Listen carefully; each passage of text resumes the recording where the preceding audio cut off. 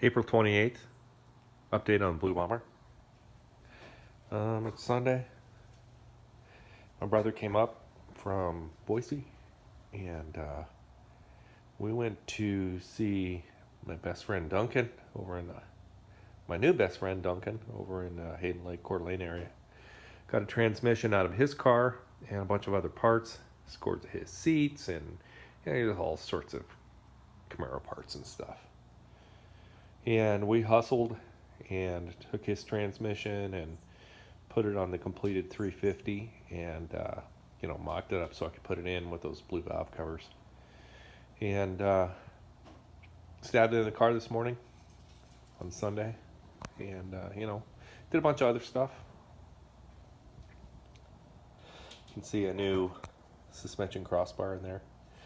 That's an offset crossbar so that we can get the alignment correct for because it was really had a lot of it was cambered in any event. Project's coming along. Got a lot done this weekend. There's a lot more to do, but yeah, there you have it. It's got an engine in it now. Anyway, that's all I got. See ya. Bye.